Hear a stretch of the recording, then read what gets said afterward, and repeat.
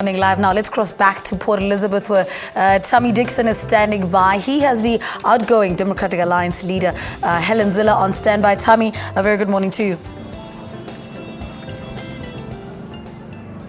Thank you very much, Lebu. Welcome back here in Port Elizabeth.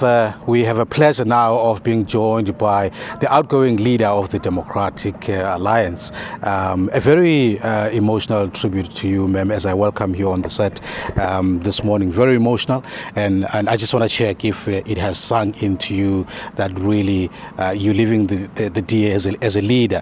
You mentioned yesterday that it felt like the past 8 years actually felt like it's been the whole life leading the Democratic Alliance. Yes. I think that when you are the leader of a political party that has to grow and has to become a really strong force in order for South Africa's democracy to flourish, you put your whole life into it. You put everything you've got into it, and your family does too.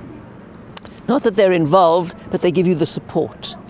And I wasn't expecting any of those tributes. That came as a complete surprise to me. And I was standing at the back of the hall and I saw this, and it was a very emotional moment for me, I have to say. And I didn't know how I was going to go out there and deliver a speech after that. You know, to see all my beloved friends and colleagues, people that have meant a lot to me in the past. Bulelani Mfaqo talking about how his granny used to hide in my house in the state of emergency when the security police were looking for her. All those snippets of my past with the people that had come together, it really did choke me up. Right. And then I had to get a grip and get on that stage and make a speech. Now, tell me, we stand now, all everybody that is here, really on the verge of a very historical moment when the DA is about to unleash a new set of leadership going forward. What does this moment mean to you? Well, the DA is the one political party in South Africa that does that regularly. We have congresses for a purpose. We discuss policy. We launched a values charter yesterday. We make sure that our policies are in line with our values.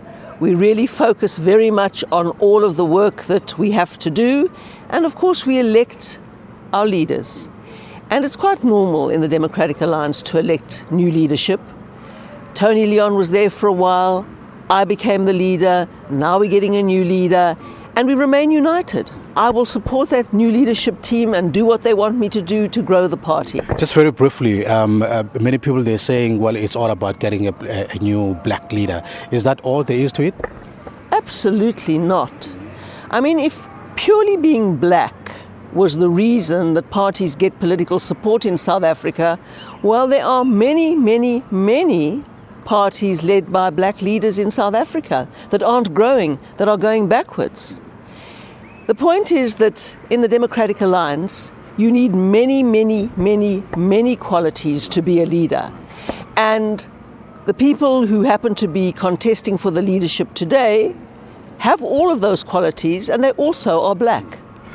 I just want to ask you this question. I mean, there's an uproar that has just erupted here around the comment made by Alistair Sparks when he was making tribute to you about Verwoerd having been a smart leader and so on, and comparing that to you. How do you feel about that? What Alistair Sparks was saying was in his 62 years of covering politics, and he was in the press gallery under apartheid and exposing apartheid. And there was hardly a more determined opponent of apartheid than Alistair Sparks, who exposed it in all its evil. But he was saying that there were some smart politicians along the way. And you don't have to be a good person if you're a smart person.